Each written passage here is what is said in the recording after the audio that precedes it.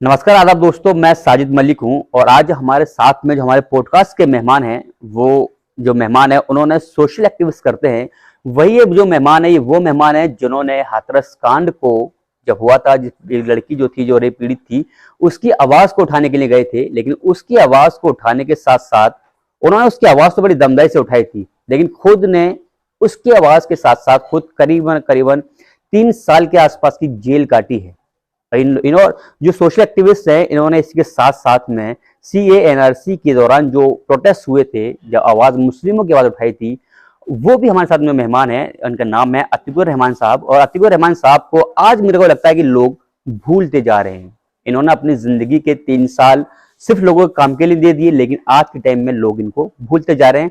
तो अतीकुर रहमान साहब को आज अपने अपने पॉडकास्ट पे बुलाया है। जो पूरी टाइम था, जो 3 साल उन्होंने काटे थे, जो 3 साल पूरी जेल में गुजारे हैं, उनसे हम वो भी बात करेंगे। इसके अलावा जो सोशल एक्टिविस्ट इन्होंने शुरू किया है, वो क्यों शुरू किया था, क्या सोच के शुरू किया था, आज के टाइम में लोग इनको याद क्यों नहीं कर पा रहे हैं, क्या सब ने इनको भुला दिया है, ये जो दौर रहा है पूरा, वो सब कुछ जानने की कोशिश करेंगे। तो अतीक भाई, आपका बहुत बहुत वेलकम है हमारे पॉडकास्ट पर।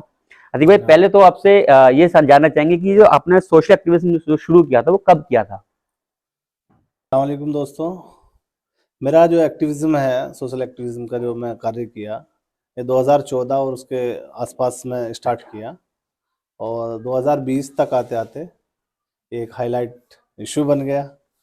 एक्टिविज्म के साथ साथ मुझे कुछ ऐसी कठिनाइयों का सामना करना पड़ा जिसमें मुझे 3 साल के लिए जेल भी हो गया। लगभग 3 साल के करीब 32 महीने में जेल में रह के आया। भाई, सोशल एक्टिविज्म जो करना है, वो मेरे को लगता है कि सबसे आज के टाइम में बड़ा टफ हो गया है। तो क्या सोच के शुरू किया कि सोशल एक्टिविस्ट बनना है? बिल्कुल बिल्कुल, एक्टिविस्ट बनने के लिए कोई ज्यादा कुछ नहीं करना पड़ता आपको, और हक की आवाज को बुलंद करने के लिए, दबे कुचले लोगों की आवाज को उठाने के लिए, और जो माइनॉरिटी SC ST OBCs के लिए काम करने के लिए, मतलब फ्रंट पे आने के लिए, लोगों की आवाज को आगे बढ़ाने के लिए, एक तरीके से आप कह सकते हैं कि लोगों की आवाज बनने के लिए हमने एक्टिविज्म शुरू किया था। और मैं समझता हूं कि जो प्रदेश सरकार ने या भारत सरकार ने मुझको 3.25 साल लगभग जेल में रखा, इसको मैं कोई डेस्क में नहीं लेता हूं, ये मैं अपॉर्चुनिटी समझता हूं, और इससे मैं उन लोगों की आवाज को और ज्यादा जोर से बुलंद करने की कोशिश करूंगा, और लगातार जद्दोजहद जारी है, आगे भी रहेगी इंशाल्लाह। भाई, थोड़ा सा पहले अपने बारे में बताएं कि आपने कहाँ से शुरुआत की, कहाँ से रहने वाले हैं? बिल्कुल, मैं रहने वाला हूँ मुजफ्फरनगर में। गांव पड़ता है मेरठ और मुजफ्फरनगर के बॉर्डर पे, रियावली नंगला। अच्छा। अगर उसकी भौगोलिक चर्चा करें हम, भौगोलिक चर्चा यह है कि उसमें जाने का साधन की सवारी नहीं है, रोड नहीं है, रूट नहीं है, और सड़क ये कुछ भी नहीं है। उसके बावजूद मैं अपनी पढ़ाई को जारी रखा। 10वीं के और 12वीं में बुढ़ाना मेरा 12-15 किलोमीटर की दूरी पर है, वहाँ से शिक्षा ग्रहण किया। उसके बाद मैं ग्रेजुएशन के लिए मेरठ चौधरी चरण विश्वविद्यालय के कॉलेज NS कॉलेज में गया। उसके बाद फिर मास्टर के लिए मैं चौधरी चरण विश्वविद्यालय कैंपस में गया, और उसी दौरान मेरा ग्रेजुएशन के दौरान मैं 2014 में एक्टिविज्म शुरू किया। एक्टिविज्म शुरू करने का मेन कारण क्या था कि मैंने देखा पढ़ाई के दौरान कि लोग अपनी बातों को नहीं रख पा रहे हैं, नहीं कह पा रहे हैं। तो स्टार्टिंग जो थी मेरी, वो ये थी कि छात्रों की बात को आगे बढ़ाना था। उनका स्कॉलरशिप का इशू था, एडमिशन का इशू था, सब्जेक्ट का इशू था, और बहुत सारे इश्यूज थे, जैसे ट्रांसफर का इशू हो गया, माइग्रेशन का, ये बहुत सारी चीजें थी जिनको समय समय पर हम उठाते रहे। और स्पेशली आप देखोगे मेरठ के अंदर जो आज माहौल आप देख रहे हैं, ये 2014 में मैं फील किया। अच्छा। पता नहीं समाज इसको कब समझता है, अभी समझ रहा है, पर मैं 2014 से इसको फील करता आ रहा हूँ। क्योंकि मैं एक्टिविज्म शुरू करने का मेन कारण ये भी था कि उस टाइम पे समाजवादी की सरकार हुआ करती थी, और समाजवादी की सरकार में सब कुछ मुसलमानों का कहने के नाम के लिए था, बट कुछ नहीं था।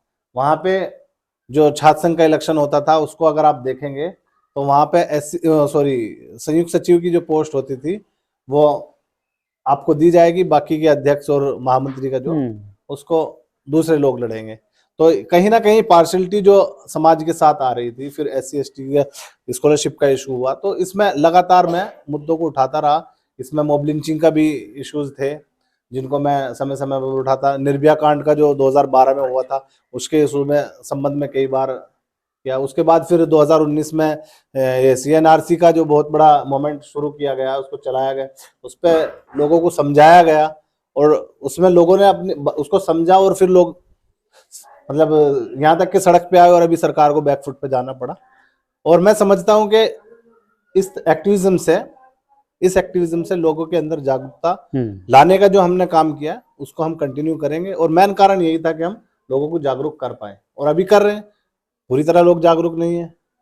भाई आपने जो बताया कि निर्भया कांड में आपने उसको मुद्दे को उठाया था या फिर मॉब लिंचिंग वाले मुद्दे आपने उठाए, तो ये जो मुद्दे आपने उठाए थे किस तरह से मतलब शुरुआत की? भाई आप एक तो छोटे से गांव से निकल के जा रहे हैं, वहाँ लोग ख्वाब देख रहे हैं कि भाई बच्चा पढ़ेगा IAS IPS बनेगा, PCS ऑफिसर बनेगा, कुछ और बनेगा।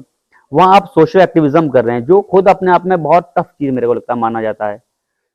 बिल्कुल, अगर आप देखेंगे IAS IPS की आपने बात बहुत अच्छी की है, पर ये देखने के लिए अगर सब लोग IPS IAS बन जाएंगे तो जो सामाजिक मुद्दे उनको उठाएगा कौन? मैं भी सोच के गया था मेडिकल की तैयारी करूंगा, मेडिकल में जाऊंगा और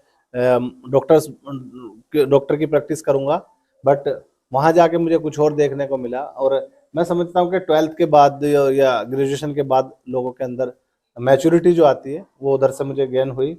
और अब इसमें कठिनाइयों का सामना कदम दर कदम मुझे रहा और कुछ सरकारों ने इसको बढ़ाया, कुछ ने जो है इसको घटाया। अभी भारतीय जनता पार्टी की सरकार में तो आप समझ सकते हैं कि कुछ कहने का मतलब नहीं है, पर हम इस दौर में भी हम मुखालिफ ताकतों को बता देना चाहते हैं, हम प्रदेश सरकार को और सेंट्रल गवर्नमेंट को भी बता देना चाहते हैं कि आप अगर होश में नहीं आओगे तो जनता होश में आएगी और आपको जवाब देगी इसका। आपने जो CA NRC वाला जो मुद्दा उठाया, आपने कहा कि CA NRC का मुद्दा आपने उठाया, तो उस दौरान एक तो जो गवर्नमेंट कह रही है कि भाई CA NRC लागू होगा, उससे लोगों का फायदा होगा, तो आपने क्यों भाई इसको लेके चले कि भाई चलो इस मुद्दे को उठाते हैं, लोगों से बात करते हैं, किस तरह समझाया लोगों को? फिर देखिए, CNRC के लिए अगर आप बात करेंगे CNRC की, तो आप समझिए कि एक डॉक्यूमेंट्स के लिए, मैं ग्रामीण क्षेत्र से आता हूँ, अगर उसको गेन करना है, उसको प्राप्त करना है, तो उसके लिए मुझे तहसील जाना पड़ेगा। आप सपोज करो मूल निवास प्रमाण पत्र के लिए आपको जाना पड़ेगा या पहचान पत्र के लिए। उधर जाने के बाद आप समझ रहे कि जाके उधर ऑफिसर थाली बैठा आपको दे देगा, नहीं। उधर क्या है, आपको प्रोसेस करना पड़ेगा और वहाँ कठिनाइयों का सामना पड़ेगा। एक डॉक्यूमेंट्स लेने के लिए 15 से 20 दिन और कभी कभी महीना और कभी कभी कई महीने भी लग जाते हैं। तो मैं समझता हूँ कि CNRC के दौरान जब हर एक आदमी का एनालिसिस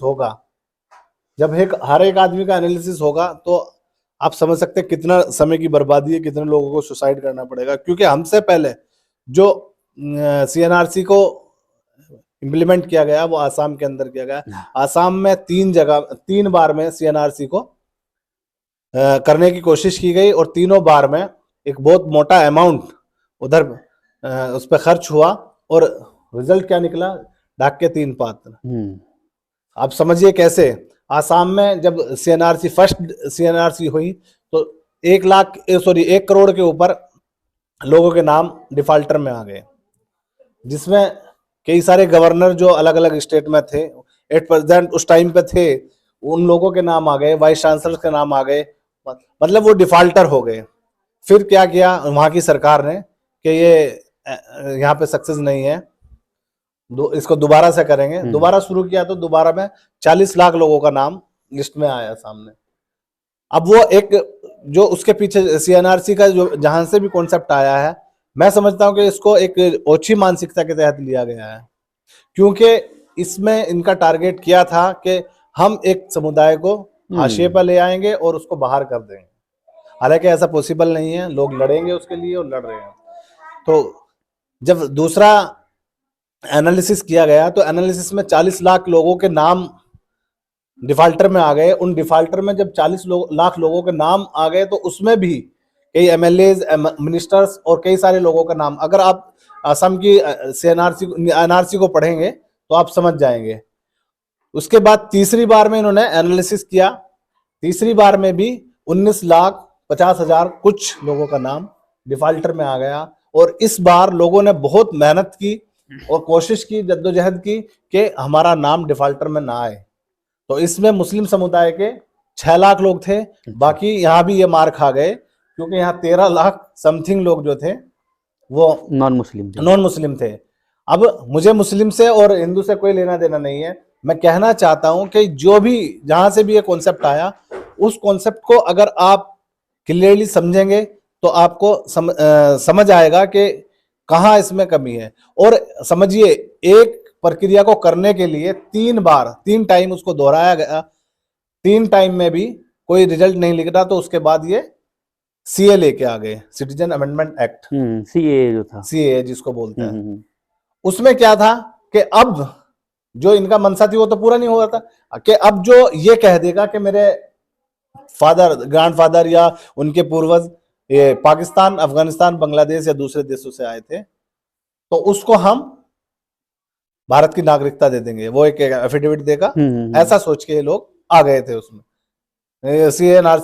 सीए को लेके आए।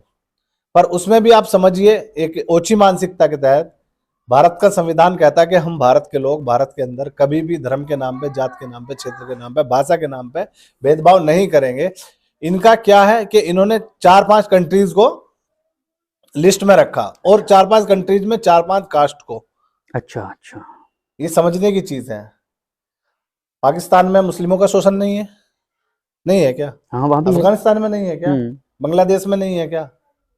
और अब बात कर रहे हैं हिंदू की, या बैकवर्ड लोगों की, या कमजोर लोगों की, अल्पसंख्यक की बात कर रहे हैं, तो अल्पसंख्यक में आप देखोगे श्रीलंका के अंदर क्या हिंदू अल्पसंख्यक नहीं है क्या? उनका शोषण नहीं हो रहा है? या दूसरी जगह में शोषण नहीं हो रहा है? तो भारत का संविधान कहता है कि भारत, और भारत का क्या इंटरनेशनल लॉ कहता है कि हम कहीं भी किसी को भी शरण देने के लिए सक्षम है। हाँ। अगर कोई हमसे मदद मांगेगा, भारत से मांगो या किसी भी कंट्री से, तो मांग। पर यहाँ जाति को देख के, एक धर्म को देख के इन्होंने ला दिया। इन्होंने बोला कि 5 कम्युनिटी के लोग जो हैं, हिंदू, सिख, ईसाई और क्या नाम, बौद्ध, अगर ये बोलेंगे हमारा शोषण हो रहा है तो ठीक है। यहाँ भी मुस्लिमों को छोड़ दिया गया।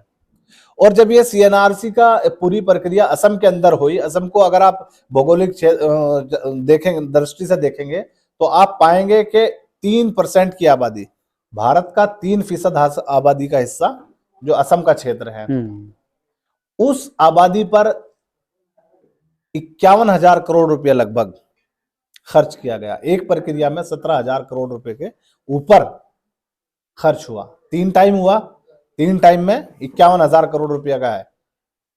ये गवर्नमेंट का जो बजट का रिकॉर्ड में है, उनका खर्च हुआ। जब 3% की आबादी पे 51,000 करोड़ रुपए खर्च किया, जब पूरा 100% करने पाएंगे तो कितना खर्च करेंगे? और ये जनता का पैसा, आवाम का पैसा, कोई ऐसा नहीं कि इसको बर्बाद कर दिया जाए, उड़ा दिया जाए और लोग बोले नहीं। और फिर मैं समझता हूं कि अगर चलो मान लिया जाए एक बार को, सिटीजन अमेंडमेंट एक्ट के तहत भी ये लोग कोशिश कर रहे हैं, अगर इसकी प्रक्रिया को पूरे हिंदुस्तान में दोहराया जाएगा तो साथियों आपको समझना होगा कि भारत के अंदर एक बड़ी त्रासदी आने की कगार पे है। क्योंकि आज जो महाराष्ट्र के अंदर, तेलंगाना के अंदर, या दिल्ली के अंदर, राजस्थान के अंदर अलग अलग सूबों के लोग अपनी जॉब कर रहे हैं, प्रैक्टिस कर रहे हैं, गवर्नमेंट जॉब में है या दूसरा प्राइवेट जॉब कर रहे हैं, वो जब इस प्रक्रिया को करने के लिए अपने डिपार्टमेंट से छुट्टी लेगा, 2 दिन की, 4 दिन की, 10 दिन की, सबसे बड़ा इफेक्ट वहां पड़ने वाला है। वो कैसे पड़ने वाला आप समझिए कि एक कागज को लेने के लिए, वेरिफिकेशन कराने के लिए आपको डिपार्टमेंट से छुट्टी लेनी पड़ेगी, और उस छुट्टी के दौरान आपको कोई पे नहीं होगा। उसके बदले आपको, जहां आपका तहसील पड़ती है, आपके ब्लॉक पड़ता है, वहां पे अपना जो भी डी कैटेगरी का एक ऑफिसर बिठाएंगे, जो एक 4th श्रेणी का कर्मचारी होगा। अगर उसके मन में आ गया कि डिफॉल्टर है, तो आप कितनी भी बड़ी पोस्ट पे हो, ये आपको साइड कर देगा, डिफॉल्टर माना जाएगा। अब डिफॉल्टर मानने के लिए सपोज करो कि एक मैं वेरिफिकेशन करा लिया, मेरे पीछे फैमिली है, मेरे फादर है, मेरे मदर है, मेरे बच्चे हैं, या कोई ग्रैंडफादर, दादा अपने जाएगा, दादा का वेरिफिकेशन हो जाएगा, पोते का नहीं होगा, पोते का हो जाएगा, दादा का नहीं होगा। अब ऐसा हुआ है आसाम के अंदर, इसी सीएनआरसी के अंदर, इसी एनआरसी में आप देखोगे तो असम के अंदर ऐसा हुआ। क्यों? वहां लोगों ने सुसाइड क्यों किया? अच्छा, वहां लोग आग में या कुएं में क्यों कूद गए? इसी कारण कूद गए क्योंकि वो असमर्थ रहे अपने आप को दिखाने के लिए। और उस देश के अंदर ये सीएनआरसी की बात कर रहे हैं जो हजारों साल से यहाँ की नागरिकता लिए हुए लोग हैं, और आए दिन बरसात में बारिश के कारण उनके बह जाते हैं, डॉक्यूमेंट्स बह जाते हैं। उनके सुबह का खाना खा के शाम को खाना खाने की रखने की जगह नहीं है, शाम को बचा के शाम के लिए। ऐसे लोगों की बात कर रहे हैं। मैं बात कर रहा हूँ आदिवासी लोगों की, मैं बात कर रहा हूँ जो जंगल में रहने वाले लोग हैं, या नदी के किनारे, या मतलब ऐसे समुद्री इलाके बहुत में सारे रहने वाले एरिया हैं। बहुत सारे हैं हिंदुस्तान के अंदर। आप जाके देखोगे कि जो सुबह को खाना खाया उसको बचा शाम के लिए बनाना है तो क्या करेगा। तो उन लोगों से आप पूछेंगे 60 साल के पुराने कागज, 70 साल के पुराने कागज, तो कैसे पॉसिबल है। तो इसलिए सीएनआरसी का हमने विरोध किया, और हम इसका विरोध कल भी करते थे, आज भी कर रहे हैं, और अगर फ्यूचर में कभी आई तो हम इसका विरोध करेंगे। भाई जब सीए एनआरसी का जब प्रोटेस्ट हो रहा था तो आप लोगों को कितनी कठिनाई आती थी वहां पर उस टाइम पे? क्या लोगों से कैसे मुखातिब होते थे, कैसे उनको समझाते थे चीजों को लेकर के? क्योंकि गवर्नमेंट से भी लड़ना पड़ रहा है, लोगों को भी समझाना है। देखिए ये कठिनाइयां थी, और इसमें क्या था, मैं दिल्ली के अंदर था। दिल्ली के अंदर आप देख सकते हैं शाहीन बाग में एक जी बड़ा जी प्रोटेस्ट जी। प्रदर्शन था। जो उन माताओं बहनों को मैं सलाम करता हूं कि जो अपना कीमती समय निकाल के उधर धरने पे बैठी, या अलग अलग यूनिवर्सिटीज के लोग, जामिया के अंदर और डीयू के अंदर, जेएनयू के अंदर, ये लोग सड़कों पे आए। वहां के प्रोफेसर लोग, अभी मैं बेवकूफ हो सकता हूँ, आप बेवकूफ हो सकते हैं, एक प्रोफेसर जो इतनी एजुकेशन है उनके पास, 1,20,000 या उसके ऊपर सैलरी ले रहा है, वो नौकरी छोड़ के आ रहा है। आईआईटी बॉम्बे के लोग, आईआईटी खड़गपुर के लोग, प्रोफेसर्स, स्टूडेंट्स को छोड़िए, प्रोफेसर्स अपना जॉब छोड़ के, मतलब वर्क छोड़ के सीएनआरसी की लड़ाई में कूद पड़े। हाईकोर्ट इलाहाबाद हाईकोर्ट के एडवोकेट्स, सुप्रीम कोर्ट के एडवोकेट्स वो लड़ाई में आ गए। क्यों? क्योंकि ये एक नागरिकता के ऊपर सवाल है। और मैं समझता हूं कि जो भारत के अंदर एक सदियों से रहने वाला आदमी है, उसको वेरिफिकेशन की कोई जरूरत नहीं है। ये अभी तक हमारा पहचान पत्र, जो भारत सरकार दावा करती है कि हम एक नागरिक को पहचान देंगे, भारत के अंदर जो पहचान पत्र है अभी उसको सक्षम नहीं कर पाए। आधार कार्ड के ऊपर अभी क्वेश्चन मार्क लगा है, आधार कार्ड को अभी लोग पूछ रहे हैं। जब उनका वेरिफिकेशन नहीं हो पा रहा तो एक आदमी 70 साल पुराने डॉक्यूमेंट्स कहाँ से लेके आएगा।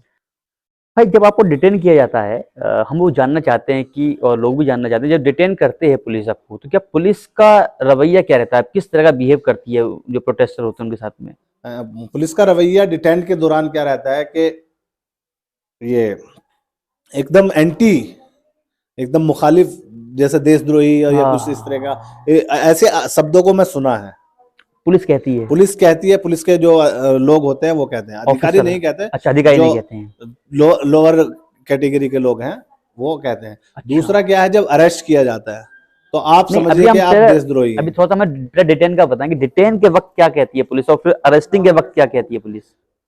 डिटेन के वक्त पुलिस कहती है, जैसे कि हमने देखा है कि प्रोटेस्ट हो रहा होता है तो लोगों को घसीट के लिए लेके जाया जाता है, घसीट के लेके जाया, मतलब बहुत अपशब्द उधर बोला जाता है, सोचा जाता है, और यहाँ तक के परजीवी बोला जाता है, आंदोलन परजीवी, आंदोलनजीवी बोला जाता है। जबकि हमें तो ये चीज, मतलब जो अधिकारों की बात कर रहे हैं, अधिकारों की बात कर रहे हैं, तब भी इस तरह की बातें सुनने को मिलती हैं, तब भी इस तरह की बातें सुनने को मिलती हैं। और आप देखिए जो दिल्ली के अंदर शाहीन बाग में था, सब लोग बोलते थे कि ये 500 रुपए के लिए या बिरयानी के लिए लोग आए हुए हैं।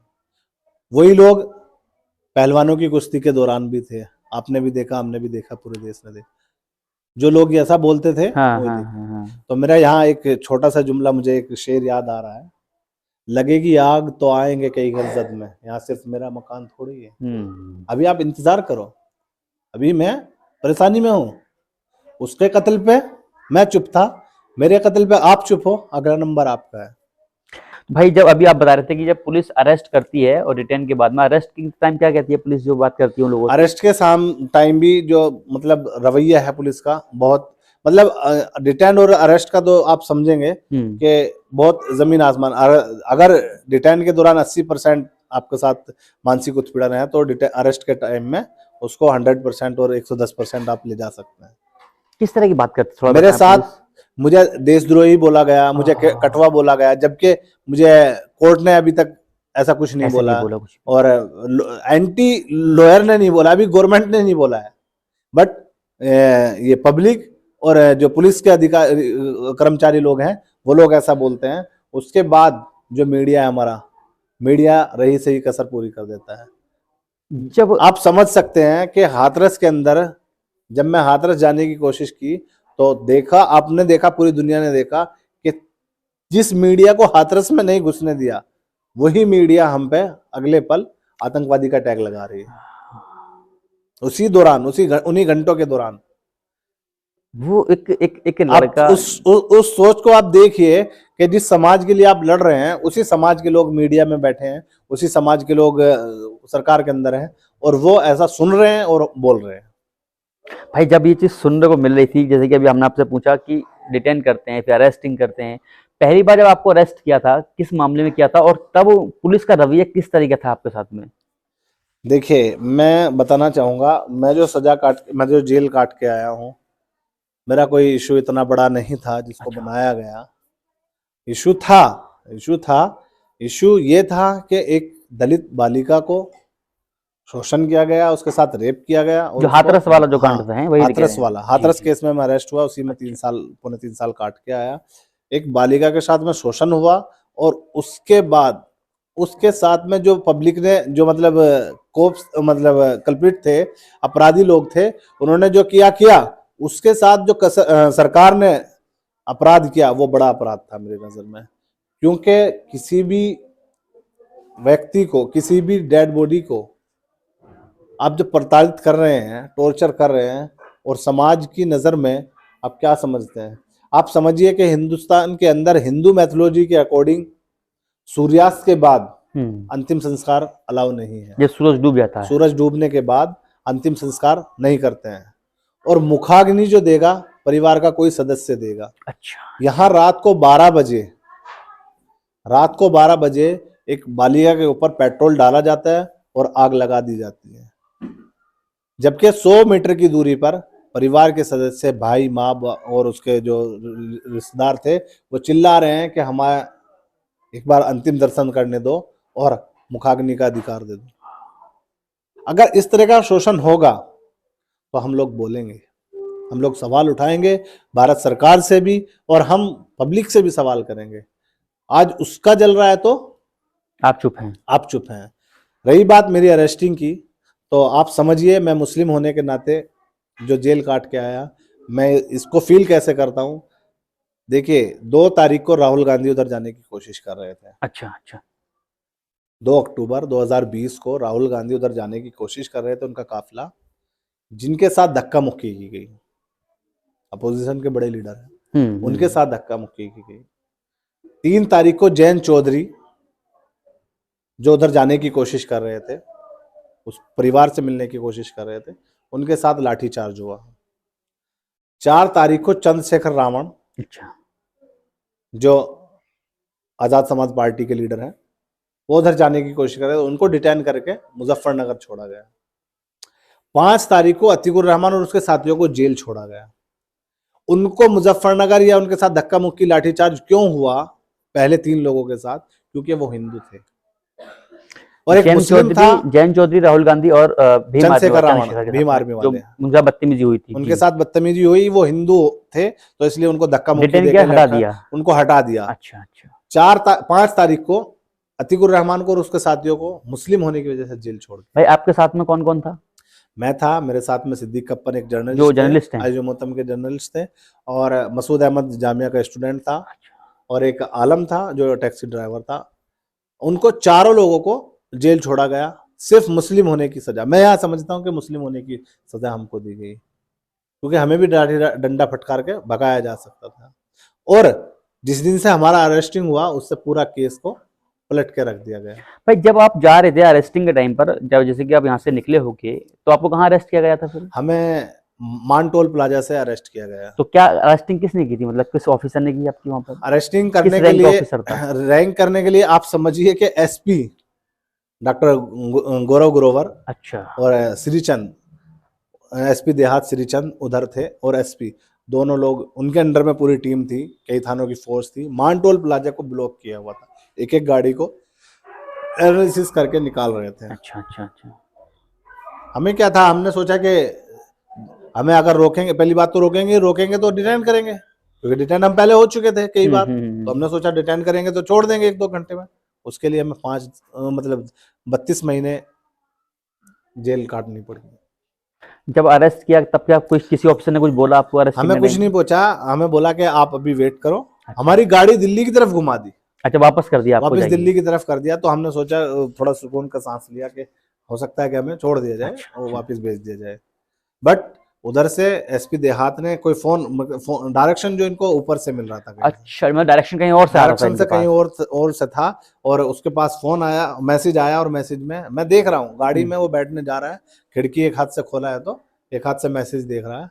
और मैसेज को देख के वापस आया। वापस आने के बाद मेरा जो टैक्सी ड्राइवर था उसको लाइसेंस लिया और मोबाइल लिया, और फिर मेरे से लिया, और हमें बोला कि पुलिस चौकी में लेके आ जाओ इनको।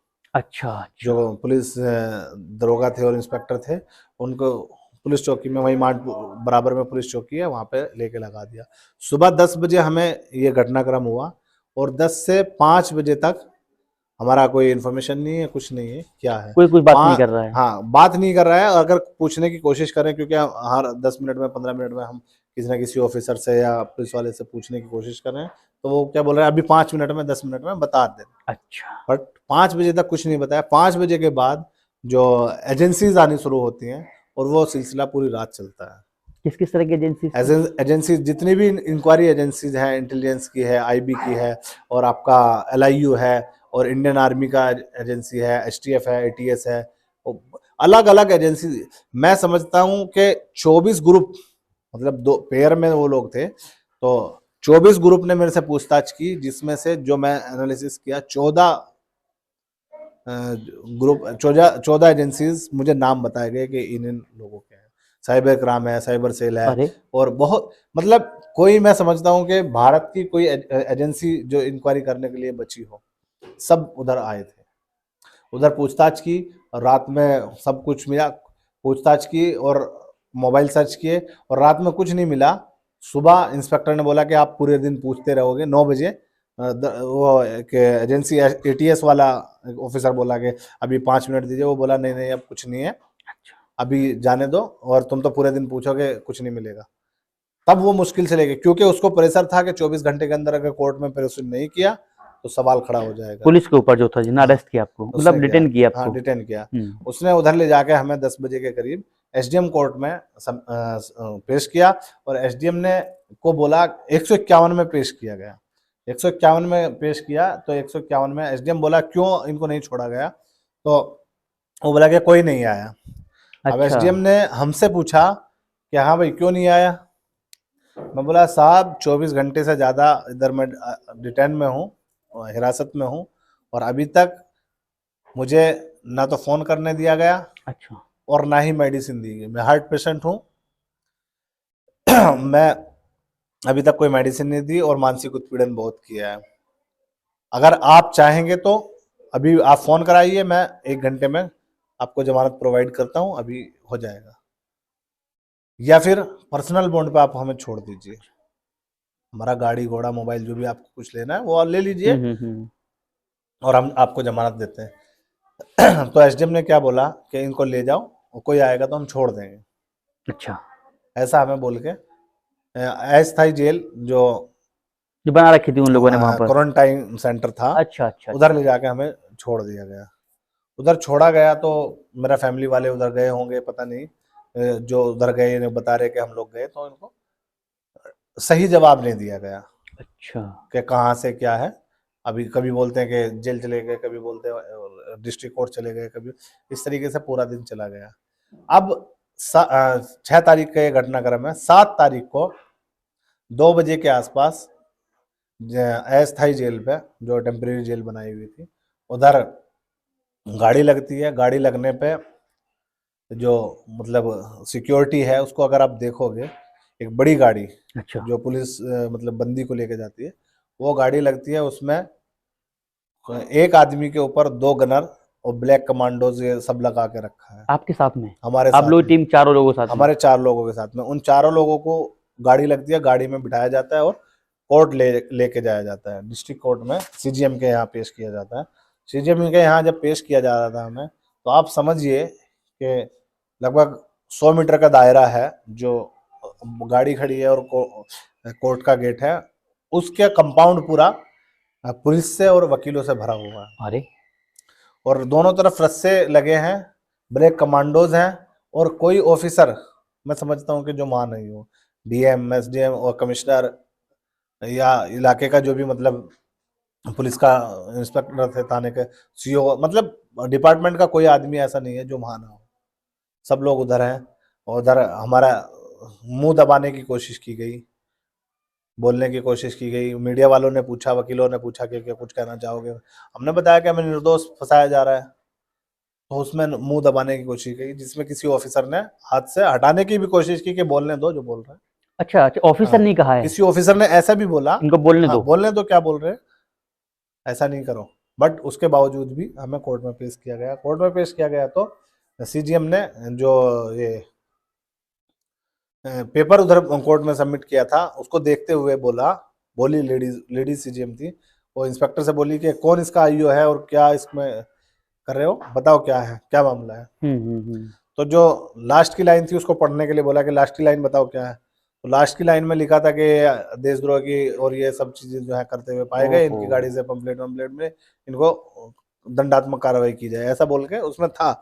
तो उसको पढ़ते हुए उसने बोला, सीजीएम बोली कि ये आप क्या बोल रहे हो, आपको पता नहीं क्या लिखा है इसमें, तो ये देशद्रोह और ये सब यूएपी ये क्या होता है। बोला साहब यही सर, यही है, ऐसा ऐसा बोल के। तो उधर जो सीजीएम थी, उनका एटीट्यूड इंस्पेक्टर को ऐसा था कि वो पूरा गलती पे है और शायद हमें अभी छोड़ दिया जाएगा। अच्छा, आपको ये रियलाइज हुआ? हमें रियलाइज हुआ कि हमें अभी छोड़ दिया जाएगा, बट हमें क्या गया, हमें नहीं छोड़ा गया, हमें फिर से अस्थायी जेल में भेज दिया गया। फिर से वहां भेज दिया? फिर से अस्थायी जेल में भेज दिया गया। और उधर भेजने के बाद 24 दिन लगभग हम उधर रहे। उधर एजेंसीज आती रही बार बार लगातार आ रही करने के लिए, ईडी आई और साइबर क्राइम आई, आईओ आया, और वो पूछताछ करते रहे डेली, कभी कोई पूछ रहा, कभी कोई पूछ रहा। इसी बीच मेरी तबीयत भी खराब हुई, जिसमें मुझे सीने में पेन हुआ। तो रात में मेरे, आप समझ सकते हैं कि एक बंदी को जब लेके जाया जा रहा है तो मेरे दोनों हाथों में हैंडकप लगाए गए। एक मरीज है, बंदी है, मरीज है, अभी डिसाइड नहीं हुआ। दोनों हाथों में हैंडकप लगाए गए और 2 गनर मेरे ऊपर ऐसे 2 गन ऐसी तानी गई। और जब मुझे गाड़ी में बिठाया गया, और गाड़ी में बिठाने के बाद एक गाड़ी पुलिस की आगे चल रही है, एक पीछे चल रही है। मतलब आपको क्या साबित करना चाह रहे हैं साले ये लोग, पता समझ नहीं। आ रहा है। उसके बाद जब हॉस्पिटल जाके देखते हो तो हॉस्पिटल में कोई दूसरा मरीज नहीं है, डिस्ट्रिक्ट हॉस्पिटल में कंपाउंड में कोई मरीज नहीं है, सिर्फ ऑफिसर्स खड़े हैं। बाकी आप हैं, आप 3 लोग आपके साथ हैं? नहीं, सिर्फ मैं हूँ, अच्छा, आप अकेले हैं? मतलब आप अकेला अकेले हूँ। टारगेट रात को किया जा रहा है? 9-10 बजे के बीच की बात, ये घटनाक्रम है। और ये मेरे ख्याल से 24 अक्टूबर का, हाँ 22 अक्टूबर का केस है। अच्छा अच्छा, 22 अक्टूबर 2020 का केस है, जो पूरा उधर एक ड्रामा बना के उधर पेश किया गया। उधर मैं अब समझ सकते हैं, जिसको ऑलरेडी सीने में पेन हो, उसके ऊपर 2 गन लगाए हो, तो कैसे आप सर्वाइव करेंगे उधर, समझेंगे। उसके बावजूद हमने हिम्मत से काम लिया, ऊपर वाले की मदद हमें बराबर मिलती रही, अल्लाह ताला की रहमो करम से। हम उधर गए, रिपोर्ट जांच पड़ताल हुई। अब क्या जांच पड़ताल हुई वो आज तक नहीं पता लगा क्या अच्छा हुआ। अच्छा।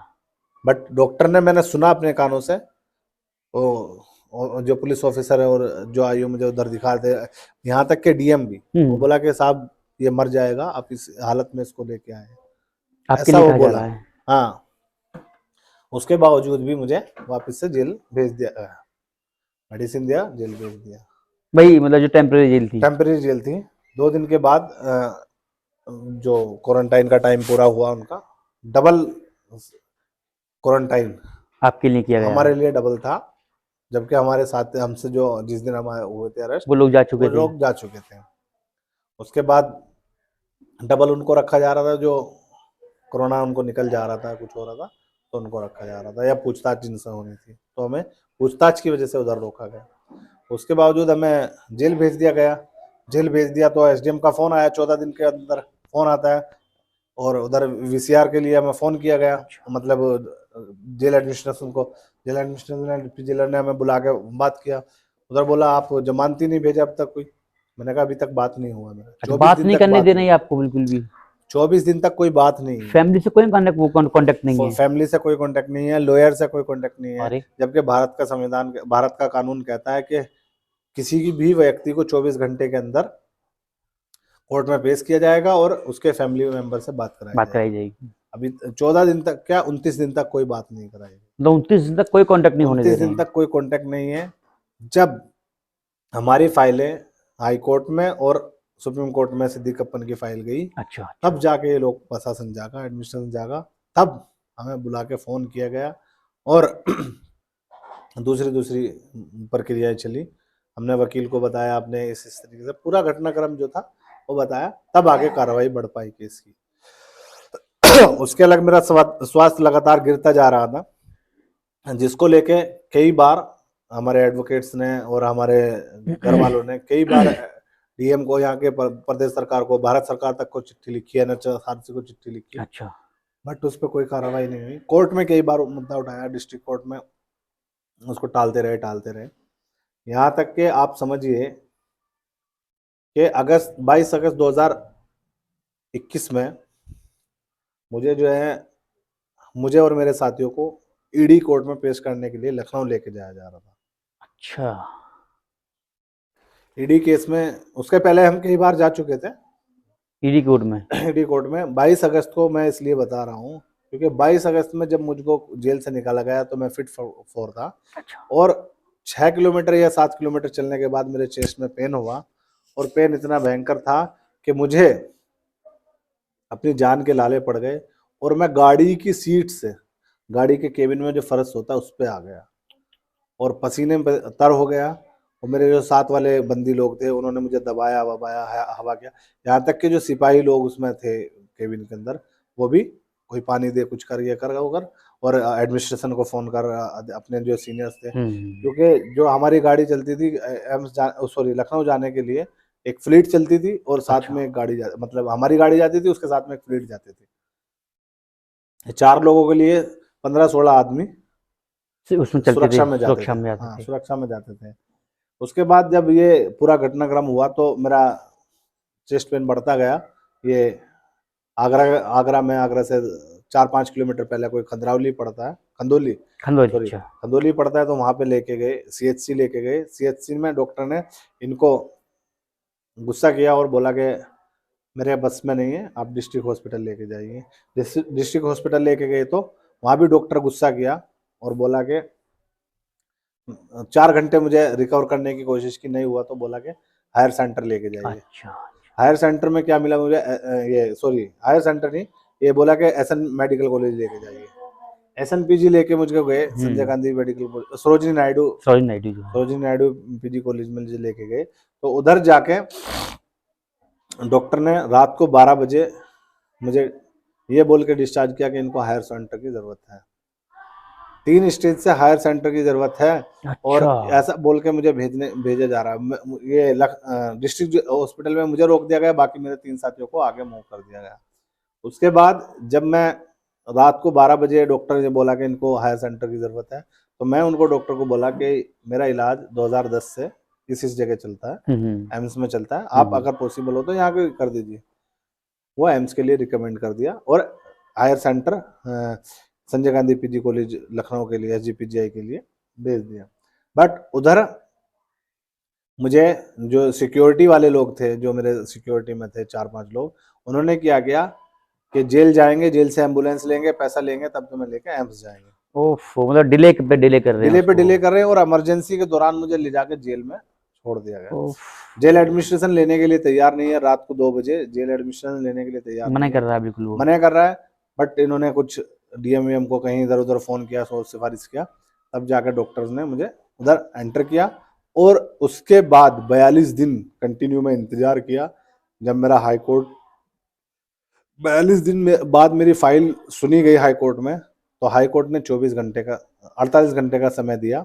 48 घंटे में जो काम 42 दिन में नहीं हुआ वो 40 घंटे में हो गया।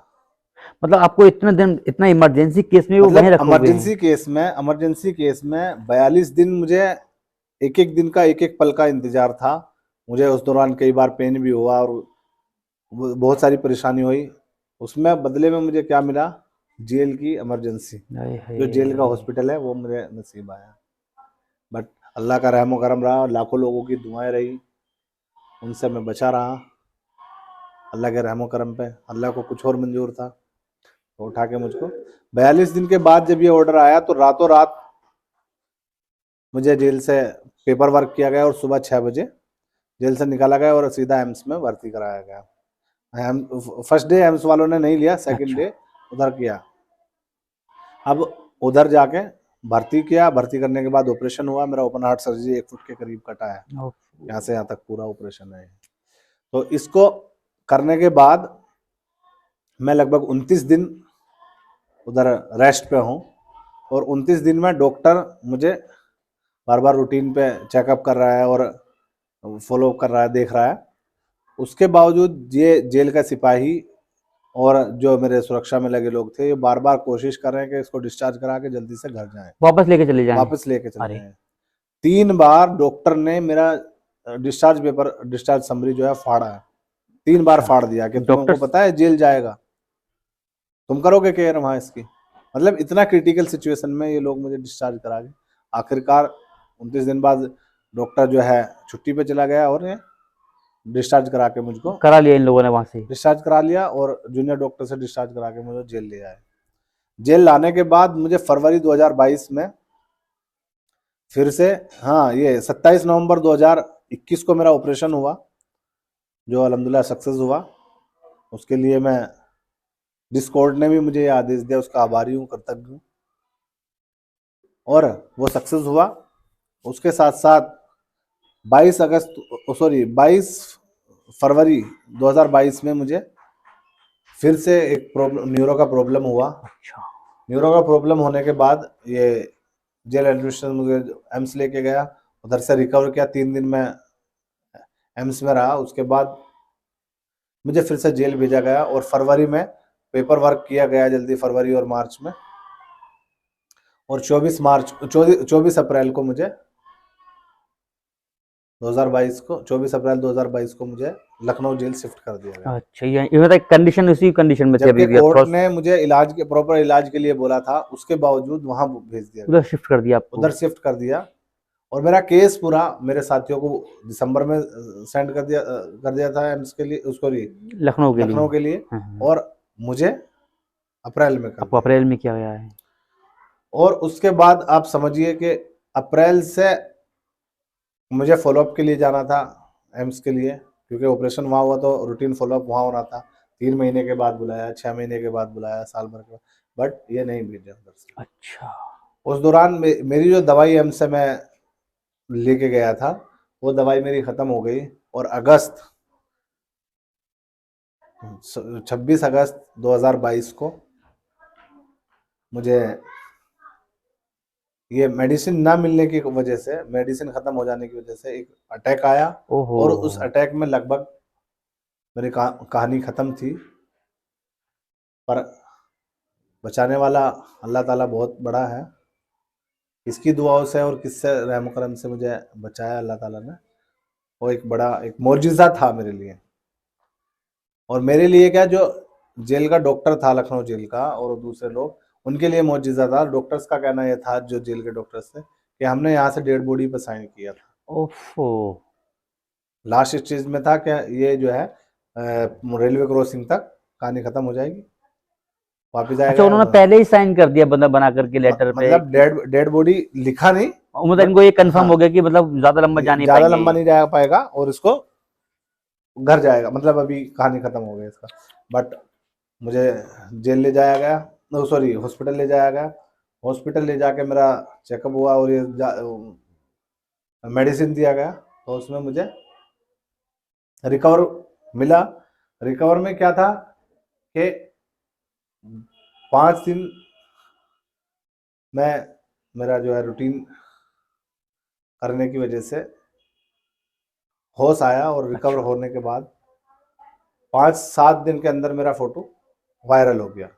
वहां से आपका वायरल हाँ, हुआ किसी फोटो। मीडिया बंधु ने मुझे अच्छा वायरल अच्छा। कर दिया और उससे सरकार ने दबाव बनाया, प्रदेश सरकार ने, कि इसको डिस्चार्ज करो और जेल भेजो। प्रदेश सरकार दबाव बना रही है पुलिस पर फिर?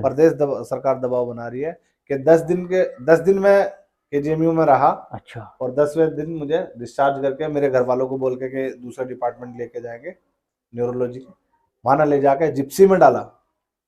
एम्बुलेंस भी नहीं है, जिप्सी में डाल के मुझे जेल छोड़ दिया गया। और वहां लगभग 1 महीना मैं बेड पे हूँ, व्हील चेयर पे हूँ। जेल के अंदर? यूरिन बैग लगाया, हाँ, यूरिन बैग लगाया। और खाना मैं जो खा रहा हूँ, खाना जो मैं खा रहा हूँ, एक कोई बंदी ला के दे रहा है, और उस खाने को जो मैं खा रहा हूँ, एक बाइट इधर जा रहा है तो इधर जा रहा है, मेरे मुंह में नहीं जा रहा है। मतलब सेंस ही नहीं है मुझे, कहाँ हूँ, क्या हूँ, कैसा है। कोई देखभाल करने वाला भी कोई ढंग से नहीं देखभाल है। करने वाला नहीं है। यहाँ तक कि मैंने जेल एडमिनिस्ट्रेशन को बोला और कोर्ट में बोला कि मुझे मेरा जो बाहर से कोई आदमी नहीं दे सकते, जमानत नहीं दे सकते, बट जो मेरा फाइल के केस वाले लोग हैं उनको किसी एक आदमी को भेज दीजिए, तब तक भेज दीजिए जब तक मैं अपने पैरों पर खड़ा हो जाऊं। मेरे साथ हॉस्पिटल साथ में रह ले, रहेगा, मुझे क्योंकि केयर कर ऐसा, लेंगे। हाँ, ऐसा केयर करने के लिए बाप का बेटा बाप के साथ रह रहा है, बाप भाई, मतलब भाई भाई के साथ रह रहा है, ऐसा बहुत सारे लोगों के साथ में रह रहा है ऑलरेडी, जेल के अंदर है बट रहे मेरे हैं। लिए नहीं। बट हमारे लिए ऐसा कुछ नहीं था, पर अल्लाह का रहम करम वहाँ भी हुआ और 1 महीने के आसपास में खड़ा हो पाया। खड़ा होने के बाद चलने के बाद थोड़ा थोड़ा चलते चलते और अल्हम्दुलिल्लाह मैं आज इस सिचुएशन में हूँ कि मैं फिर से देख पा रहा हूँ। उस टाइम पे मुझे पैरालिसिस हुआ, उस जो दौरा पड़ा वो पैरालिसिस हुआ, ये पूरा साइड ब्लॉक हो गया और ये काम करना बंद कर दिया। सेंस कुछ नहीं है, अच्छा, कुछ सेंस नहीं है मुझको। बच्चों, मेरा फैमिली वाले लोग या मेरा घर वाले लोग पहचान में नहीं है, नहीं और पहचान पा रहे हैं आप किसी को मैं भी पहचान नहीं जिससे? पा रहा हूँ, सिर्फ भाई को देख पा रहा हूँ, बाकी नहीं है। और ऐसा मतलब सेंसलेस होने के बावजूद ये मुझे कोई मेडिकल ट्रीटमेंट नहीं नहीं अच्छा दे रहे दिया, हैं मतलब? नहीं ट्रीटमेंट दिया गया, और जो मेडिसिन केजीएम में नहीं दिया था वो भी नहीं मिला। सिर्फ जेल में रखोगे ना तब जो भी? जेल का मेडिसिन था, जो एम्स का मेडिसिन था मेरा हार्ट वाला, वो मेरा चलता रहा। अच्छा। और उसके बाद पूरा संघर्ष में झेला, उधर करने के साथ साथ मेरा कई बार फाइल हाई कोर्ट गया, supreme court, sorry, high court गया और डिस्ट्रिक्ट कोर्ट से हर बार खारिज हुआ, हाई कोर्ट से भी ये बोल दिया कि जेल जो है अपने मैनुअल के हिसाब से वर्क करे। मतलब जुरिडिक्शन चेंज होने की वजह से ऐसा सब मुझे हरासमेंट झेलना पड़ा। और पूरा हरासमेंट झेलने के बावजूद मैं यही कहना चाहता हूँ कि मुश्किल के दौर बहुत आएंगे, पर हमें डर नहीं जाना है। मैं आज जिंदा हूँ तो उन लोगों की दुआओं से, उन लोगों के कोशिशों से, जिन लोगों ने कोशिश की। मेरा भाई था, मेरा मामा था, मेरी पूरी फैमिली लगातार कोशिश में थे, लाखों लोग दुआओं में जो जुस्तजू में थे। अल्लाह ताला ने अपने रहमो करम किया और मैं फिर से खड़ा हो पाया। भाई जेल पहुंचे, आपको जो जेल में डाल दिया गया, ये कंडीशन भी थी आपकी, तो वहाँ के जो लोग थे, वहाँ का जो स्टाफ था, जो सिक्योरिटी वाले थे या फिर जो कैदी थे, उनका बिहेवियर कैसा था आपके साथ में? उनका बिहेवियर भी कुछ ज़्यादा अच्छा नहीं था। जो लोग समझते थे, एक्टिविज्म थे या किसी राजनीतिक पार्टी से या कुछ थे, तो समझने की कोशिश कर रहे थे।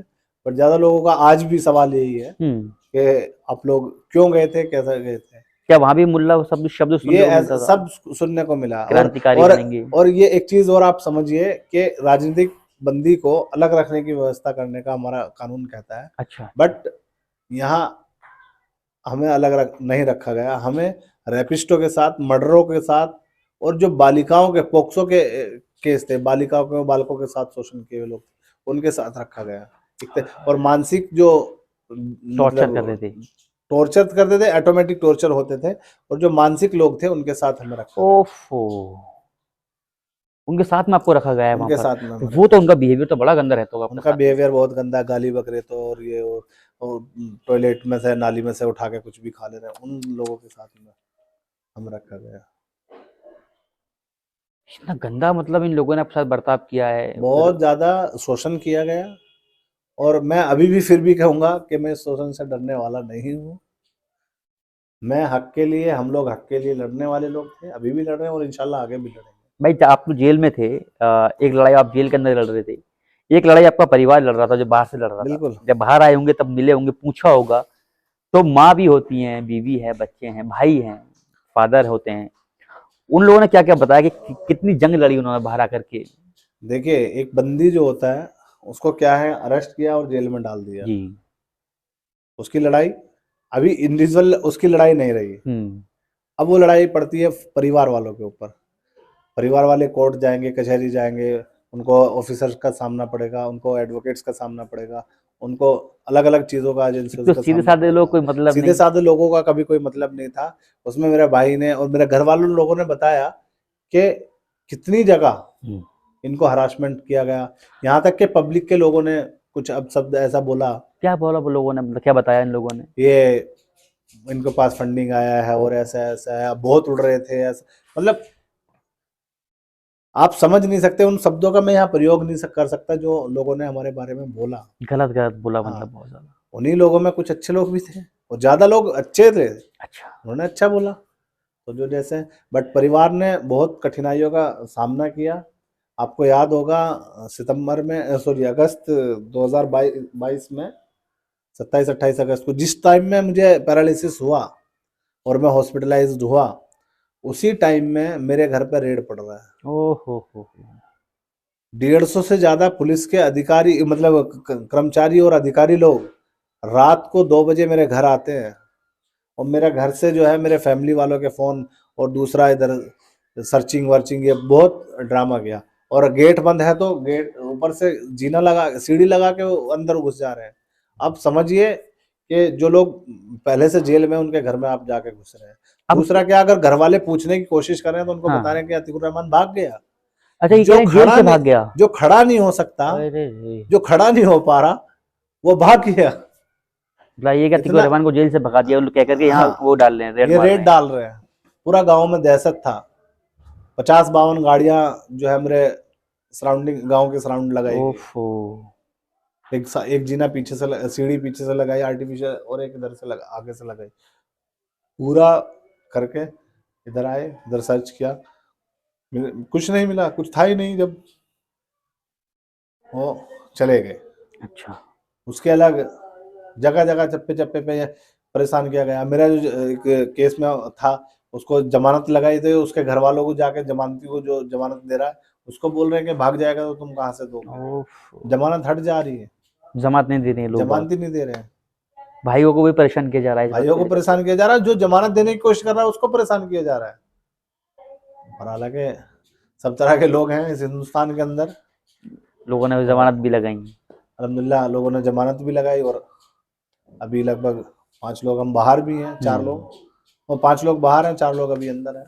जब जेल से भाई कोर्ट से ऑर्डर हुआ कि अब आपको रिलीज किया जा रहा है, जब जेल से निकलने वाले थे, तो वो वक्त थोड़ा बताएं कि जब जेल से निकलने वाले थे, परिवार भी बाहर होगा, वो मोमेंट क्या थे?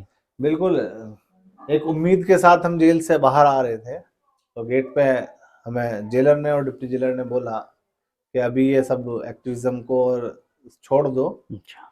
और अपने बच्चों के साथ में, परिवार के साथ में जाके आप ये रहो, और बाहर कुछ भी जेल के बारे में बोला तो आपको हम देख लेंगे, अच्छा अच्छा अच्छा, ऐसा मतलब बोला। ये जो आपके साथ हुआ हाँ, वहां सब कुछ, हाँ, ये मत बोलिएगा। ये मत बोलिएगा। बट मैं बाहर तब भी बोला, अब भी बोला, मैं बाहर निकलते इनकलाब का नारा लगाया, और जो जेल के लिए, जेल की व्यवस्था थी उसके ऊपर बोला। बाकी मेरी फैमिली उधर खड़ी थी, मिला तो एक अजीब सी खुशी हुई। एक जिंदगी जो 3 साल से, पौने 3 साल से जेल के अंदर बंद थी, सलाखों के पीछे थी, वो बाहर आ गई, और अभी का अल्हम्दुलिल्लाह कंटिन्यू चल रहा है। कभी रंज होता है कि भाई लोगों के लिए आवाज उठाई, लेकिन लोगों ने आवाज नहीं उठाई आप लोगों के नहीं, लिए? ऐसा कोई मलाल नहीं है, नहीं होता? ऐसा कोई मलाल नहीं होता है। क्यों नहीं होता है? क्योंकि लोग तो आएंगे जाएंगे, और सरकारें भी रहेंगी या नहीं रहेंगी, हमें हक के लिए, इंसाफ के लिए जद्दोजहद करना था, जो हमारा मजहब कहता है, मेरा इस्लाम कहता है, और उसके साथ साथ मेरा संविधान भी कहता है। भारत का संविधान कहता है कि हम भारत के लोग, भारत के अंदर कभी भी किसी भी व्यक्ति से धर्म के नाम पर, जात के नाम पर, क्षेत्र के नाम पर, भाषा के नाम पर कोई भेदभाव नहीं करेंगे। तो वही कॉन्सेप्ट मेरा है कि जंग लड़ रही है तो लड़ रही है। लड़नी है तो लड़नी है, किसी के भरोसे थोड़ी हम इंसाफ के लिए गए थे उधर।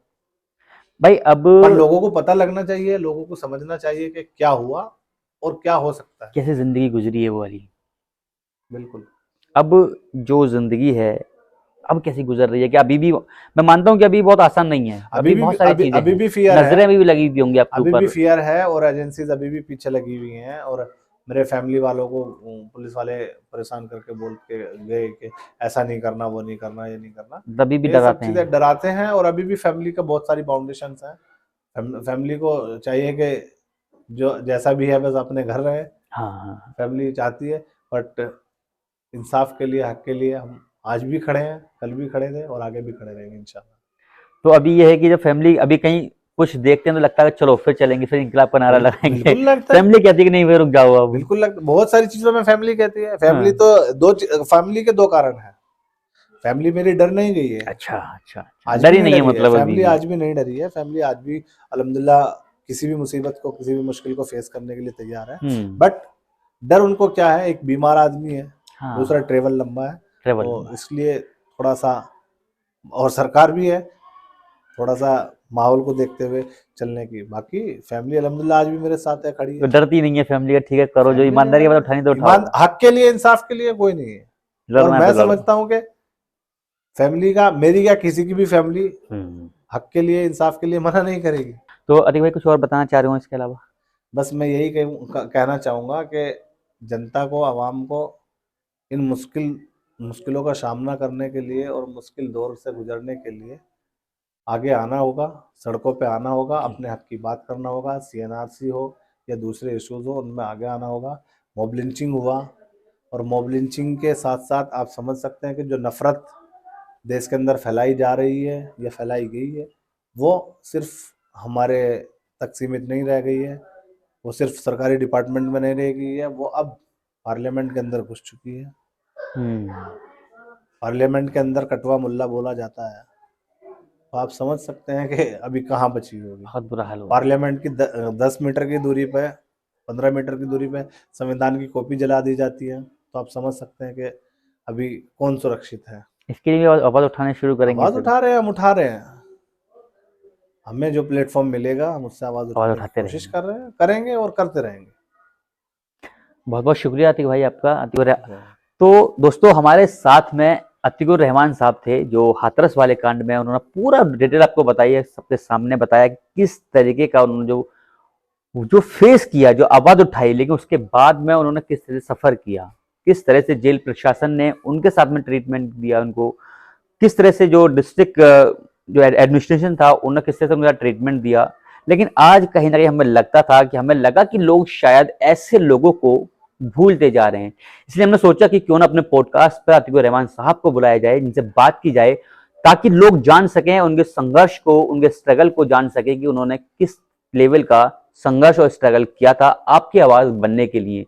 हमारे साथ थे अतिकुर रहमान साहब, जो हाथरस कांड से बाद में फेमस हुए हैं, उसके बाद में आए हैं और लोगों की नजर में सबसे पहले आए थे। आज उन्होंने बताया कि किस तरह की चीजें उन्होंने फेस की थी। चीजें अगर पसंद आई हो तो अपने दोस्तों के साथ शेयर जरूर कीजिएगा, ताकि इनकी आवाज को और मजबूती बन सके, ताकि वो लोगों तक मिल सके। तब तक के लिए शुक्रिया।